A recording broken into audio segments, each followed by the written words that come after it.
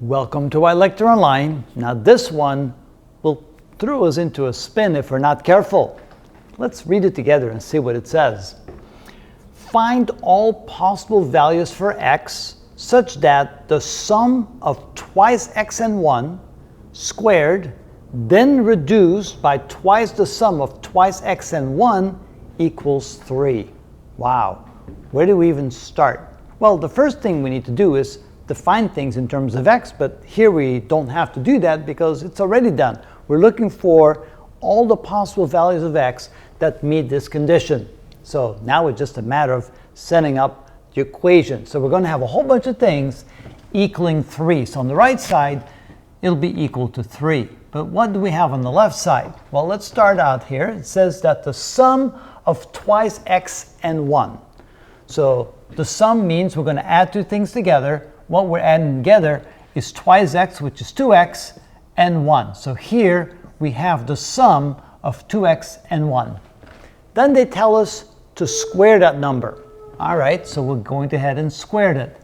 And then we're going to reduce it by something, minus something. And what is that something? It is twice the sum, so 2 times the sum of twice x and 1. So 2x and 1.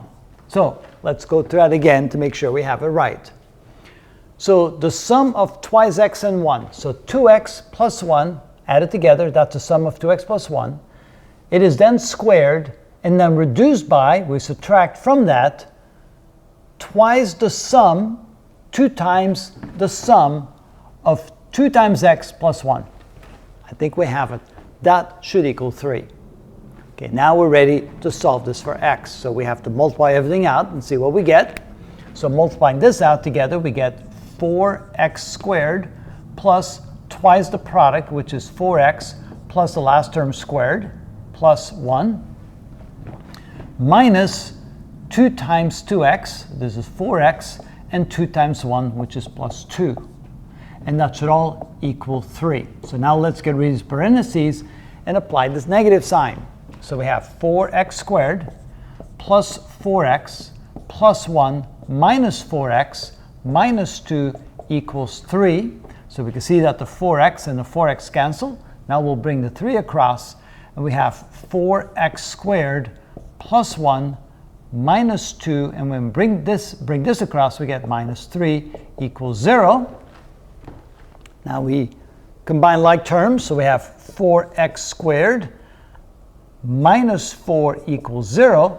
And notice we can now divide both sides by 4, so we get x squared minus 1 equals 0, or x squared equals to 1.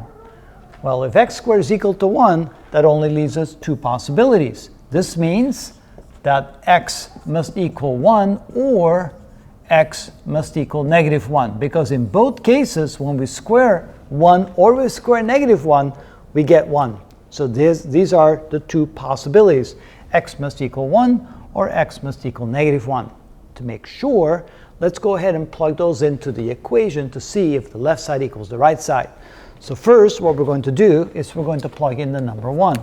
So we're going to plug in the number 1 for x and the number 1 for x to see what we get. So for the first try, we're going to check. We have 2 times 1, that's 2 plus 1 is 3. So we get 3 quantity squared minus 2 times 2x. 2 times 1 is 2 plus 1 is 3 times 2 is 6. So minus 6 equals 3 question mark. And so let's see that's true. We get 9 minus 6 equals 3, and that's of course indeed correct. What if we have a negative 1 in each case? Negative 1, negative 1. Let's see what we get.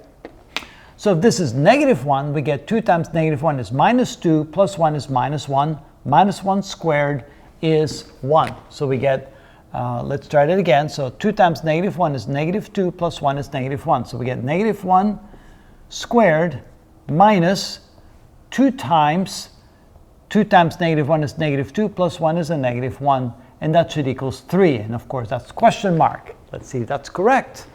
Negative 1 squared is 1. Negative 2 times the negative 1 is plus 2. And of course, that is indeed equal to 3. So it looks like both answers x equals 1 and x equals negative 1 are indeed a possible solution for x. And notice, we have to be very careful about setting up the equation, but if we go very systematically, it can be done. And that is how it's done.